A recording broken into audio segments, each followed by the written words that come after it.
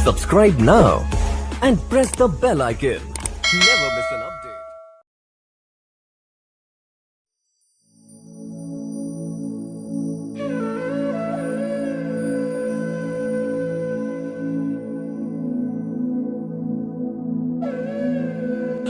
अब तुलसी बाबा मिथिला की यात्रा पे निकले हैं। मिथिलापुरी की यात्रा में उन्हें हंसपुरा मिला। हंसपुरा के बाद उन्हें ब्रह्मपुर मिला। जब तुलसीदास जी ब्रह्मपुर पहुंचे हैं तो वहां पर समरू ग्वाल के पुत्र मंगरू ने बहुत सम्मान से उनकी पूजा अर्चना की और एक ही बात, एक ही कष्ट सामने रखा। मंगरू कहता है कि तुलसी बाबा, मुझे संतान नहीं है। तब तुलसी बाबा ने प्रसन्न होकर उसे कहा कि तुम अविचल भक्ति करो तथा साधु सेवा करो। जब अविचल भक्ति, सरलता तुम्हारे हृदय में होगी और परमात्मा के प्रति तुम्हारा समर्पण होगा और साधुओं की सेवा करोगे, तो तुम ये लिख लो कि तुम्हारे सदाचार से भगवान प्रसन्न होंगे और तुम्हारा वंश कभी भी निर्वंश नहीं होगा। तुम्हारा वंश यूं ही बढ़ता रहेगा। विनय पत्रिका का प्राकट्य किस प्रकार से हुआ? देखिए, श्री रामचरितमानस का दिव्य प्रभाव बढ़ता ही जा रहा है। रामचरितमानस को सर्वसाधारण जीव सुन करके, पढ़ करके, उसे मन में चिंतन करके अपने मन से और अपनी बुद्धि से अवगुणों को धीरे धीरे समाप्त करते जा रहा है। इस प्रकार से अपनी महिमा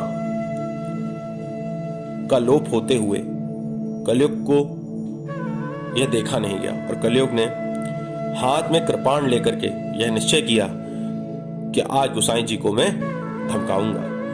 वह गोसाई जी को धमकाता है कि तुम अपनी इस पोथी को, इस रामचरितमानस को गंगा जी में डाल दो, डुबा दो, नहीं तो मैं बहुत पीड़ित करूंगा। ये कहकर के कलयुग चला गया। तुलसीदास जी की आंखों में आंसू थे। तुलसीदास जी ने श्री हनुमान जी का ध्यान किया। हनुमान जी प्रकट हुए और तुलसीदास जी ने हनुमान जी को अपनी समस्या बताई।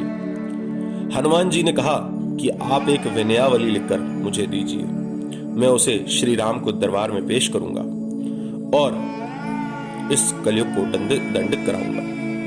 तब आपने विनय पत्रिका लिखी, जिस पर प्रभु श्री राम ने अपने कर कमलों से उसे सही करके तुलसीदास जी को वापस भेज दिया और तुलसीदास जी को निर्भय कर दिया।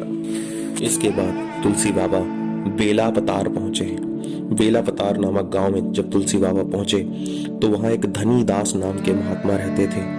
तुलसीदास जी उनके गृह में उनके अतिथि बनकर आए।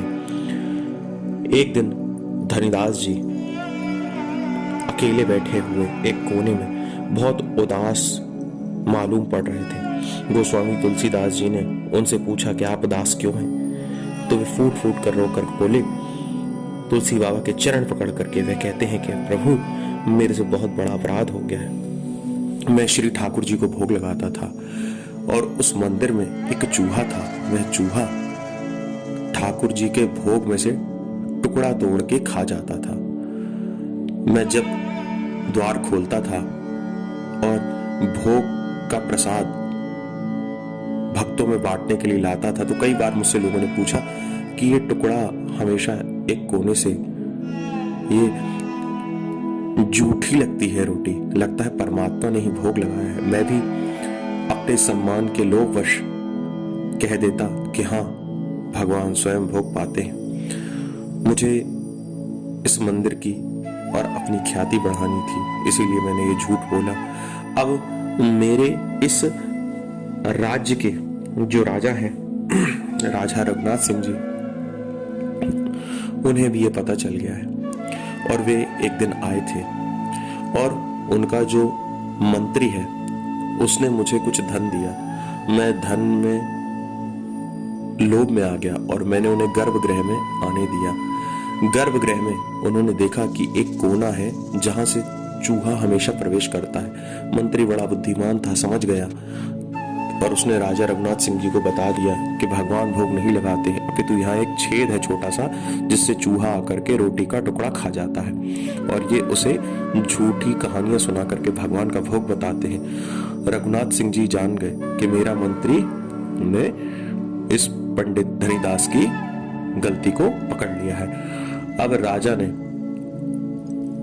ये ऐलान किया है कि कल वो आएंगे और आकर के मेरा जो भोग है उसे देखेंगे कि किस प्रकार से मेरा भोग भगवान खाते हैं। अब मैं भयभीत हूं, मैं क्या करूं। तुलसी बाबा ने धनीदास नाम के ब्राह्मण को आश्वस्त किया।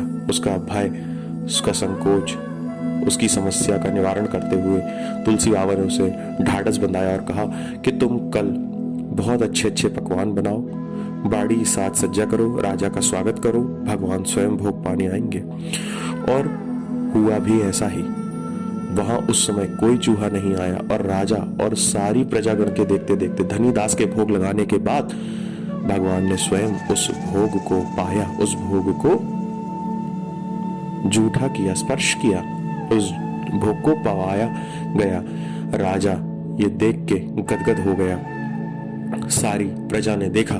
प्रजा देख करके ब्राह्मण धनीदास की तारीफ करती रही, पर मंत्री और राजा समझ गए कि ये इस ब्राह्मण धनीदास की नहीं, अपितु इनके साथ जो विद्वान महापुरुष रह रहे हैं उन्हीं की ये कृपा है, उन्हीं का ये चमत्कार है। राजा ने धनीदास जी से पूछा कि आपके साथ ये ब्राह्मण विद्वान कौन है जो आपकी कुटिया में रहते हैं। तब धनीदास जी ने परिचय दिया कि ये श्रीमद गोस्वामी तुलसीदास जी हैं, रामचरितमानस के रचयिता। राजा ने नाम तो सुना था पर बड़ा प्रसन्न हुआ। उसने उनका स्वागत किया और इसके बाद अब आगे की कथा हम आपको कल सुनाएंगे। जय जय श्री कृष्ण, जय जय श्री राधे।